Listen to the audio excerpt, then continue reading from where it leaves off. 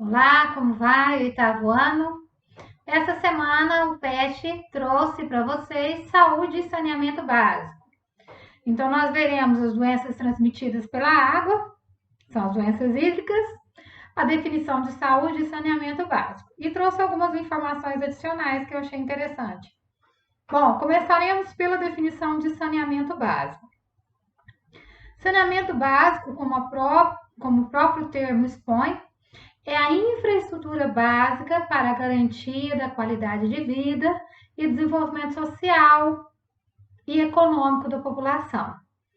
É comum associarmos saneamento básico ao abastecimento de água potável e esgotamento sanitário. E mais que isso, né? Desde 2010, no cenário supranacional, o acesso à água potável e ao saneamento básico são entendidos como parte integrante dos direitos humanos pela Assembleia Geral da ONU. Bom, o que é saúde? Substantivo feminino, estado do organismo que está em equilíbrio com o ambiente, mantendo as condições necessárias para dar continuidade à vida. Então, vocês veem essa relação entre saneamento básico e saúde. Né? Saúde é um direito humano. E aí, junto com ela agora, o saneamento básico. Nesse slide eu trago para vocês a imagem, né, de lixo, muita sujeira, uma condição totalmente inadequada para a saúde. Qual a importância do saneamento? Nós já falamos, né, que ela é importante para a saúde. Então, ela começa por sua influência na saúde, a qualidade de vida, o desenvolvimento da sociedade como um todo. O contato com o esgoto e o consumo de água sem tratamento está ligado à alta taxa de mortalidade infantil. Bom, por incrível que pareça, para nós é uma coisa assim muito estranha, porque todas as pessoas praticamente hoje, né, tem banheiro, quem não tem um banheiro tinha fossa séptica. O que a gente vai ver? Que em todo o planeta, 4,2 bilhões de pessoas não têm acesso a esse serviço de saneamento. Algumas pessoas não têm banheiro em casa. As Nações Unidas, né, requerem solução políticas para se enfrentar essa crise, a falta de esgoto tratado. Aqui vocês têm a imagem de duas mulheres, né, tirando a água. No dia 19 de novembro de 2020, a ONU, né, marca o Dia Mundial do Toalete, pedindo mais ação para combater o que chama de crise global sobre o tema água. Água e saneamento para todos até 2030. Esse é um dos objetivos do desenvolvimento sustentável. Em outras aulas vocês viram as ODS. É a meta 6.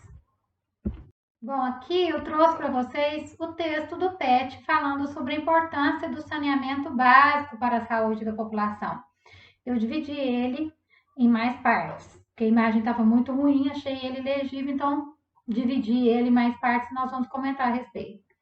Dentre os diversos problemas que impedem a maioria dos brasileiros de terem qualidade de vida, está na precariedade dos serviços de saneamento.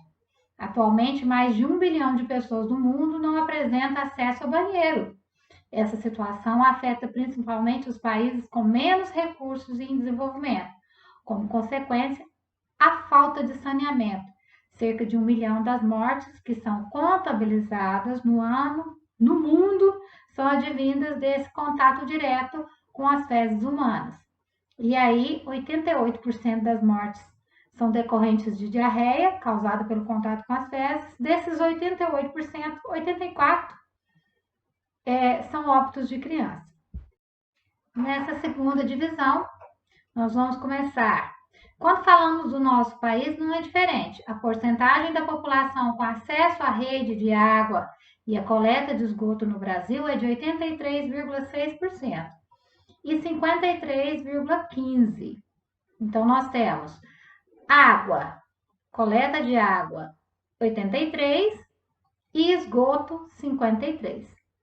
O volume de esgoto tratado está perto dos 46%, de acordo com o Sistema Nacional de Informações sobre o Saneamento Básico, né? Aí nós temos os SINES, desculpa aí, de acordo com o Sistema Nacional de Informações sobre o Saneamento.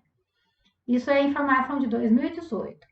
Por apresentar baixos indicadores, diversos setores do país são altamente afetados pelos baixos índices de saneamento básico. Dentre eles, nós temos o trabalho, o turismo, a preservação ambiental e principalmente a saúde e a educação. Então, a gente vai ver aí que tudo está relacionado, né, à economia, porque o turismo. Muitos estrangeiros e às vezes as pessoas dentro do próprio país viajam, vão para áreas de praia e não tem água direito. As pessoas têm medo, tem que tomar água de coco, tem que comprar água mineral. Então, isso tudo prejudica, né? E até mesmo a educação. Muitas vezes as escolas têm falta de água. Por quê? Porque como a água não é tratada, como o esgoto às vezes não é tratado, às vezes falta água. Há pouca água potável disponível. Entre as principais consequências estão aí as doenças de veiculação hídrica, as doenças transmitidas pela água, que atingem direta ou indiretamente a população. Dados retirados do painel do Saneamento Brasil, que é uma plataforma do Instituto Trata Brasil, mostram que só em 2018 cerca de 233 mil casos por doenças associadas à falta de saneamento foram registrados no país, o que corresponde a uma incidência de 11 internações por cada 10 mil habitantes, resultando então em 2.180 mortos e uma despesa de aproximadamente 90 milhões com as internações. Uma imagem do PET, né? As doenças que podem ser transmitidas pela falta de saneamento básico. Nós vamos ter aí várias doenças provocadas por muitos micro-organismos, né? Nós temos o vírus, depois nós vamos falar sobre eles, né? Mas nós vamos, eu vou citar aqui para vocês as características gerais. Os vírus não são considerados seres vivos, né? Por quê? Porque eles são acelulares. E aí nós temos dois exemplos de vírus, hepatite e poliomielite. O vírus, ele é chamado de parasita obrigatório. Por quê? Porque ele só se reproduz dentro de outra célula. O vírus, ele não é um ser vivo, mas ele tem capacidade de reprodução. Mas ele só consegue se ele estiver dentro de um hospedeiro. Nós temos as bactérias, que também são micro-organismos, já as bactérias são formadas por células. E aí, nós vamos ter bactérias transmitidas pelo ar, pela água. Nesse caso, nós temos exemplos de bactérias transmitidas pela água: cólera, febre tifoide e leptospirose. Nós vamos ver aí os vermes, né? Que são animais de corpo mole. Nós vamos ter os hematóides e os plateumintos. Nós temos exemplos aí de vermes, os esquistossomose, que é o nome das doenças, né? Ascaridíase, a cisticercose. E aí, doenças provocadas por protozoários, né, também vão parasitar o corpo humano. Aí vocês vão ver que são todos parasitas. Os protozoários, amebise, que é a ameba, também por água, a giardia, que vai se prender à parede do estômago, é também pela água, e a toxoplasmose. A toxoplasmose é uma outra forma de contaminação, mas nós vamos dar uma olhadinha, também pela água. E aí vocês veem a imagem de crianças aí no rio, né, totalmente poluídos. Eles não estão tendo nenhuma noção do perigo que estão correndo. Vocês é uma revisão muito rápida, mas ainda tem mais complemento do que está no PET, por isso que eu trouxe essa aula para vocês. O que são bactérias? As bactérias causam doenças, né? As doenças causadas por bactérias também podem ser chamadas de bacterioses. Elas possuem um agente causador, que são as bactérias. Organismos procariontes. O que quer dizer isso? Quando a gente fala de procariontes, são organismos que não têm a carioteca. O núcleo não é organizado. Elas são formadas por uma única célula e podem provocar, em alguns casos, doenças graves, né? Então, necessário tratamento adequado para tratar doenças provocadas por bactérias. Como nós vamos falar sobre doenças provocadas por vírus e outras coisas, o que a gente vai observar, que eu comentei lá no outro slide? O vírus, ele não é formado por célula. Então, para vírus, eu não uso antibiótico. Porém, para bactérias, o tratamento muitas vezes adequado é o uso de antibióticos. Por quê? Porque eu vou combater esse micro-organismo invasor. Então, como vocês viram na imagem lá do PET, né, as 3 doenças que ele trouxe foi cólera, leptospirose e a febre tifoide. Todas essas são doenças provocadas por bactérias, são bacterioses, né, cuja via de transmissão é a água. Então, primeiro, cólera. O que é a cólera? É uma doença grave que provoca diarreia, vômito, intensas dores abdominais. Não, se ela não for tratada adequadamente, ela leva à desidratação, à insuficiência renal, né, que é o mau funcionamento do rim, causando até a morte, tá? Então, é uma doença grave. A leptospirose. A leptospirose causa sintomas como dor muscular, dor torácica, tosse seca, né, e fotofobia, que é a sensibilidade excessiva à luz, transmitida pela urina do rato, né, que vai vir aí com as enxurradas da vida. Então, por isso o risco de ficar andando nas enxurradas, a contaminação é muito séria. Leptospirose é uma doença gravíssima. Bom, por último, ele trouxe a febre tifoide. Febre tifoide, o tifo, né, como era conhecido. É uma doença sistêmica provocada por bactérias do tipo salmonella, tá? Sintomas: febre alta, prostração, dor abdominal, enxantema róseo. O diagnóstico é clínico e confirmado por cultura. O tratamento é feito com alguns antibióticos. Aí vocês têm o nome de antibióticos aí, ó. Ceftriaxona, ciprofloxacino e azitromicina. Então, novamente, por que eu fiz questão de trazer esses nomes? Todos antibióticos. Doenças provocadas por bactérias, nós tratamos com antibiótico, antivida, né? Porque as bactérias são formadas por uma única célula. Agora eu trago para vocês nesse slide algumas informações bem rápidas sobre vírus. São seres microscópicos. E aí eu retiraria a palavra seres, né? Porque não é ser vivo. Ele é constituído apenas por DNA ou RNA e vão ser protegidos por uma cápsula de proteína. São considerados parasitas intracelulares, ou seja, ficam dentro das células. Por isso, suas funções só podem ser desempenhadas quando eles entram em uma célula viva para utilizar todos os recursos dessa célula. Como eu disse para vocês, os vírus não são formados por células, mas eles são capazes de reproduzir-se, né? E é por isso que eles causam tantos problemas, porque ao invés da célula trabalhar para o organismo, a célula trabalha para o vírus. E aí nós vamos ter o seguinte: como os vírus se reproduzem? Eles são capazes de invadir diferentes tipos de células, principalmente bactérias, plantas, animais, né? E aí eles podem vir por água ou pelo ar. Eu trouxe alguns exemplos, porque mais à frente nós vamos tratar de outras formas de transmissão de vírus, que não é somente pela água.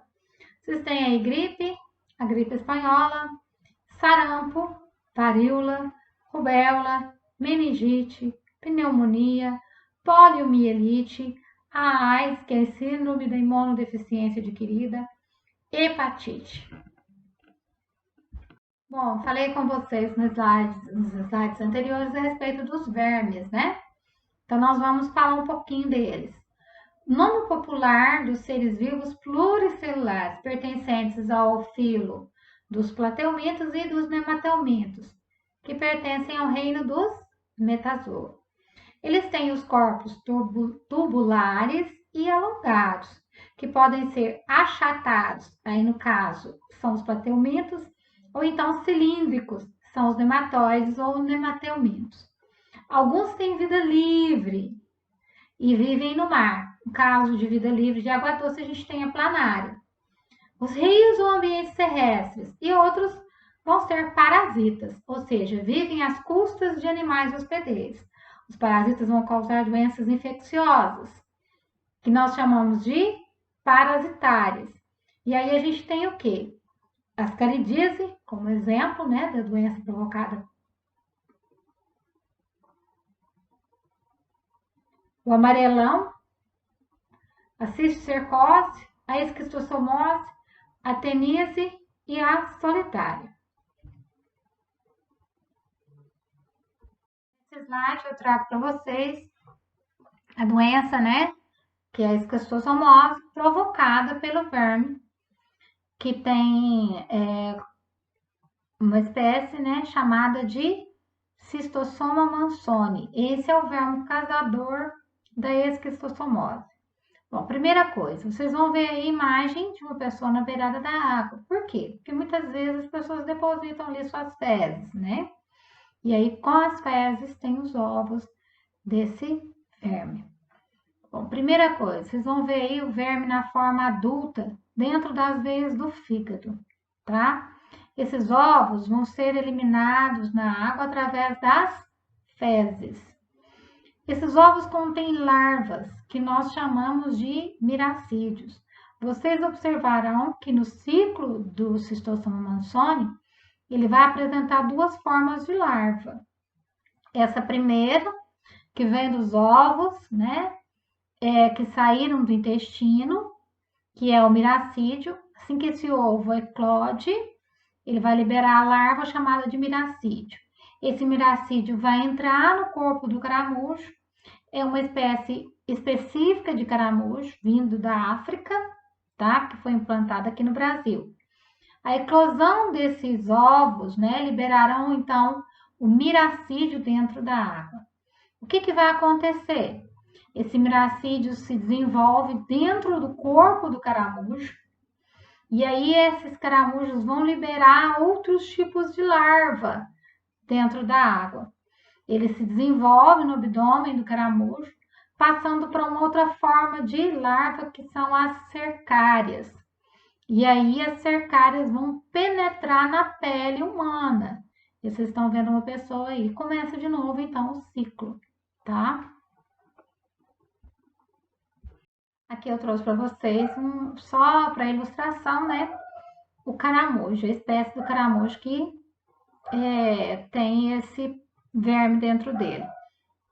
Ele é hospedeiro do parasita, que é o Cistossoma mansoni, que é então causador da doença chamada de esquistossomose, né? Essa espécie foi introduzida no Brasil por colônios africanos, tá? Então, não é uma espécie originária do Brasil. Nesse slide, nós vamos tratar da cisticercose, mas eu quero deixar aqui uma observação.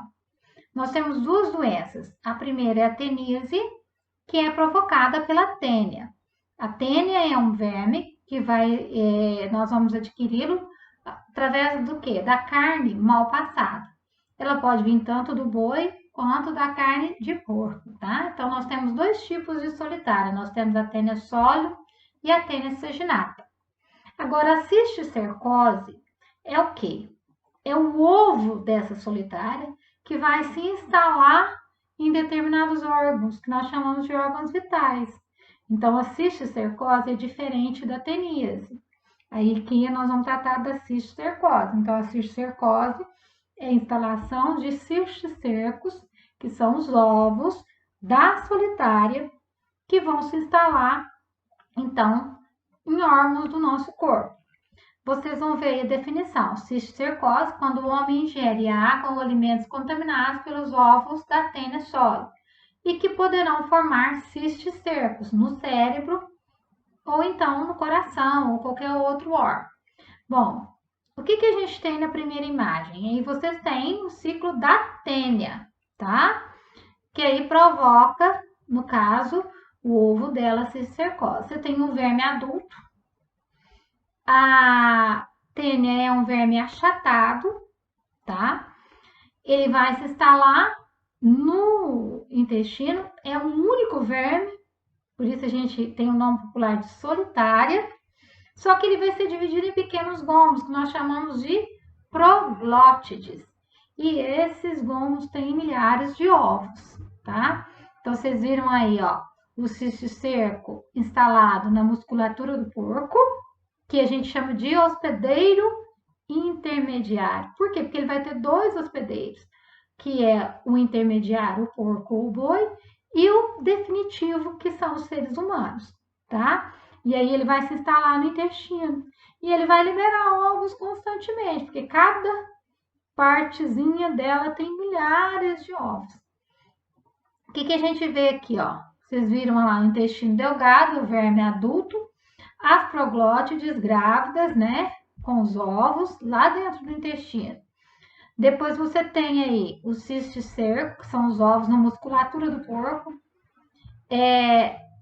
Com a ingestão dessas proglótides, elas vão entrar no corpo do porco e aí elas vão ter os cisticercos instalados em alguns órgãos e pode se desenvolver esse ovo e dar origem a solitário.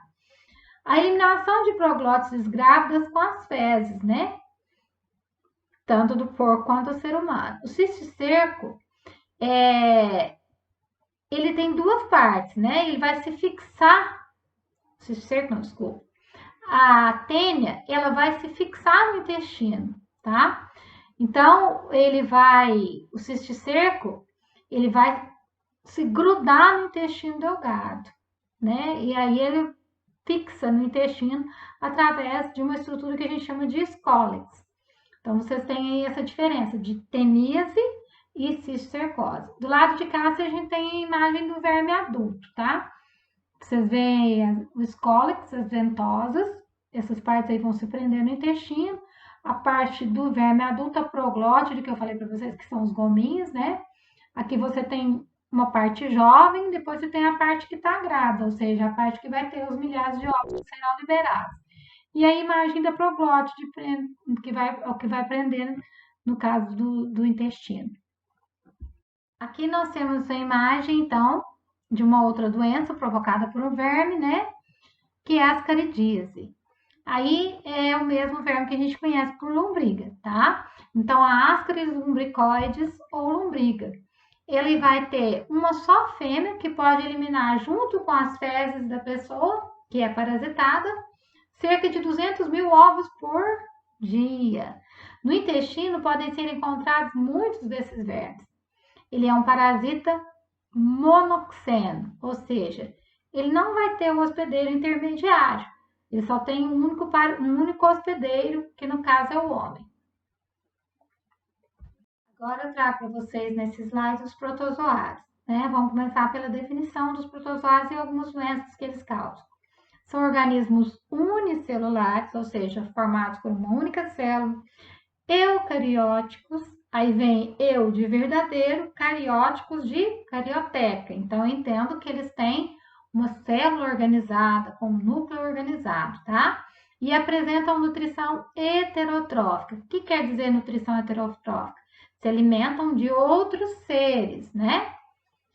Apesar de ser um termo bastante usado, eles não apresentam nenhum valor taxonômico, né? Então, eu não vou ter dentro da taxonomia essa divisão de protozoários, sendo considerado, portanto, um agrupamento artificial.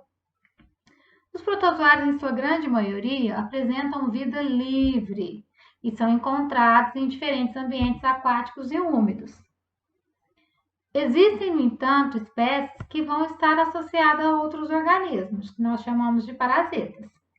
Entre as doenças humanas causadas pelos protozoários, nós vamos citar a amebíase, a tricomoníase, a toxoplasmose, a leishmaniose, a visceral e a tegumentar. Então, nós temos, são feridas que vai aparecer na pele, espalhadas pelo corpo. Também podem ser, vocês vão encontrar em algumas literaturas como úlcera de Bauru, doença de Chagas, né, que é a doença do barbeiro. O barbeiro vai picar a pessoa passa a mão, e aí dentro das fezes do barbeiro existe o protozoário, que é o Trypanosoma cruzi. Esse barbeiro, ao coçar a pele, a gente coça a pele, esse protozoário, desculpa, esse protozoário que está nas fezes do barbeiro entra na corrente sanguínea e vai tomar conta do corpo da pessoa, provocar várias doenças. E, por último, aí ele trouxe a malária. Trouxe outra doença provocada por protozoários nesse slide, que é a amebíase. A amebíase é causada pela entamoeba histolítica e é uma espécie de maior interesse de estudo dentro do grupo das amebas. A amebíase provoca disenteria, que é a diarreia com sangue e muco, no homem, né? E pode levar até a morte. Essa doença ocorre com maior frequência nas regiões tropicais, com índices reduzidos de educação sanitária, né? E as condições impróprias de higiene. A transmissão ocorre de indivíduo para indivíduo, ou através da alimentação, ingestão de água ou alimentos contaminados, pelas fezes, né, com a forma cística, que é o ovo do protozoário. Algumas pessoas podem ser portadoras assintomáticas, ou seja, não apresentando nenhum sintoma da amebíase. Nesse slide eu trago outra doença para vocês, que é a toxoplasmose. Doença infecciosa, não contagiosa, adquirida na maioria dos casos pela via oral, ou seja, ingestão de carne crua mal passada. Tem os hospedeiros intermediários, né, que nós vamos ver no slide da frente, que contém os cistos, que são os ovos do protozoário. A toxoplasmose é uma doença infecciosa, congênita, passa da mãe para o filho, ou adquirida, né, causada pelo protozoário Toxoplasma goldii, que é o agente causador da doença, toxoplasmose, facilmente encontrada na natureza, sobretudo nas regiões de clima temperado e tropical. É um parasita intracelular que pode infectar pássaros, roedores, animais silvestres e um grande número de mamíferos, como bovinos, suínos, caprinos, ovinos, inclusive os seres humanos de todas as idades. Eu achei essa imagem muito interessante, trouxe até algumas informações que até eu mesma às vezes desconhecia, e eu acho que o desenho ajuda muito a gente a guardar as informações. E até obriga você a analisar o desenho para poder entender, né? Porque não está escrito, então você tem que analisar o desenho e entender muita informação. O que a gente tem aí? Você vai observar que no caso da toxoplasmose, que é a doença representada aí, você tem o hospedeiro definitivo e o hospedeiro intermediário. Quem é o hospedeiro definitivo nesse caso? O gato. Quem são os hospedeiros intermediários? Você tem aí alguns animais, a galinha, o porco, a vaca, o carneiro, né? E você tem também outros animais que vão também contaminar a gente, que é o rato, que são alguns roedores aí, e as aves. Outra informação que a gente tem através desse desenho é que a mãe também transmite toxoplasmose para o filho, através da placenta. Outra forma de transmissão desse protozoário, né, é o transplante e a transfusão de sangue. Olha para vocês verem quanta informação você tem num desenho só. Bom, o que a gente vai ter aí? O gato vai eliminar, através das suas fezes, né, os oocistos. E aí, esses oocistos vão contaminar alimentos como maçãs, frutas, né, que a gente come com casca, verduras, a água, tá? Que tiver, se o gato tiver fezes, você beber a água, vai ser contaminado com isso. O que a gente viu aí? Como que o homem também pode se contaminar com esse tipo de protozoário? Comendo carne mal cozida. Tá? Então, esse desenho trouxe esse tanto de informação a respeito da toxoplasmose. Outro tema tratado aqui no PET 3 é a respeito das vacinas e a saúde pública, tá? Então, eu peguei uma parte do texto do PET e outras informações que eu achei interessante. Vacinas e saúde pública. Desde que a vacina da varíola foi inventada por Edward Jenner, no final do século XVIII, essa tem sido a melhor forma de prevenir doenças. Diversas doenças comuns no passado, como a poliomielite, a rubéola, coqueluche, foram erradicadas através da vacinação. No entanto, se a população parar de vacinar seus filhos, algumas doenças que já foram erradicadas podem voltar a aparecer. No caso aí, o que significa o termo erradicar? É quando aquela doença não aparece mais na população. O vírus existe, mas as pessoas todas são vacinadas, provoca uma imunização geral, o vírus fica no ar quando toma a vacina, e esse vírus vai ser o quê? Todas as vezes que ele aparecer no corpo, né, ele vai ser combatido. Então ele para de se multiplicar e você não vê mais falar nessa doença. Então essa erradicação só pode ser obtida como? Através da vacinação. Se não houver essa vacinação, você não vai ter essa imunização da população no geral. Então aí a gente vai ter o quê? A aparência de novos surtos de epidemias, né? E aí a gente tem, no caso, exemplos de epidemias recentes, que é o caso do sarampo. Qual que é o objetivo das imunizações? É estimular o organismo a produzir o quê? Uma resposta imune. Isto é, produzir o quê? Anticorpos contra determinados micro-organismos, como bactérias, vírus, porque existe vacina para meningite. Meningite, por exemplo, são doenças provocadas por bactérias. E existem vacinas para vírus, né? No caso da poliomielite, no caso da hepatite, no caso de alguns tipos mesmo de meningite, gripe, né? Então, tudo isso é provocado por vírus. Então, nós temos vacina tanto para vírus quanto para algumas doenças provocadas por bactérias. No caso, aí a gente deu o exemplo, o PET trouxe como exemplo a Covid-19, né? Que trouxe esperança contra essa pandemia que nós vamos ter aí. O ato de vacinar não é apenas um benefício para a pessoa, mas sim uma responsabilidade coletiva. Esse é o texto que eu trouxe para vocês do PET. Vocês algumas perguntas, né, que estão nas atividades complementares, né, mas que ajudam também a resumir, a sistematizar a ideia que a gente tem a respeito da matéria. Então, primeira coisa, como são produzidas as vacinas? Em geral, elas são versões enfraquecidas ou mortas dos micro-organismos causadores das doenças, que ativam os anticorpos ao serem injetadas na pessoa. Assim, na próxima vez que a pessoa for infectada, seu corpo já terá a memória de defesa, ou seja, os anticorpos específicos para combater o invasor, evitando o contágio. Em alguns casos, não é um micro-organismo, mas às vezes uma toxina que esse micro-organismo produz e que pode causar doença. Então, a vacina vai atuar neutralizando a toxina.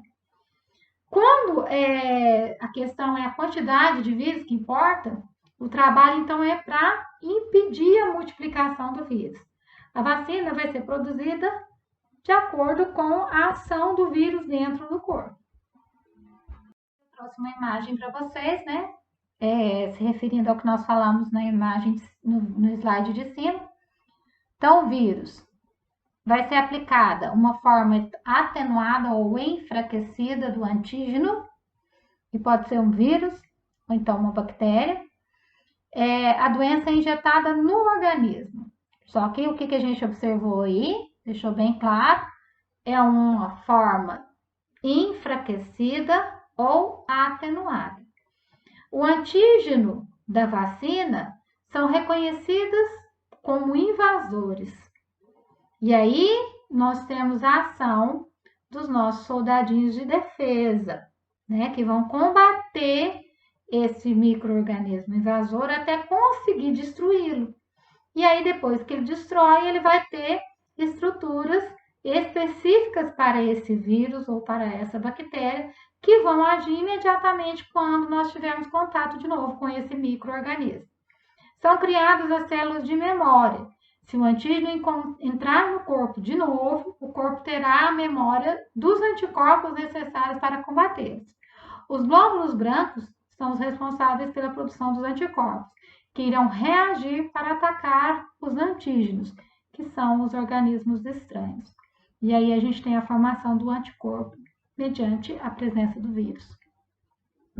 Outra questão que eu trouxe também na complementar dessa semana foi o seguinte: quando é que ocorreu a gripe espanhola, né? Essa pandemia, que não por que chama pandemia? Porque ela invadiu o planeta todo, né?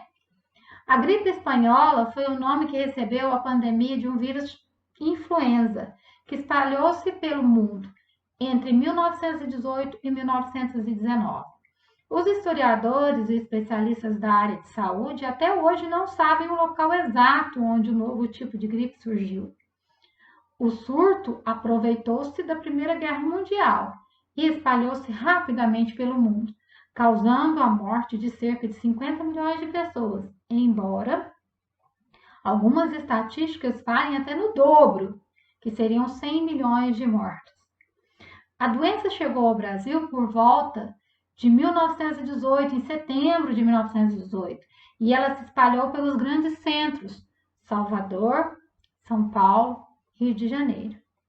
A cidade de São Paulo, por exemplo, pode ter contato com até 350 mil pessoas infectadas. Então, personalidades importantes da época foram atingidas. E aí, o que aconteceu? Nós temos aí a morte de um presidente, Rodrigo Alves, eleito como presidente da República em 1918, mas ele não chegou a assumir o cargo, porque ele faleceu. Então, né? Vocês estão vendo aí a imagem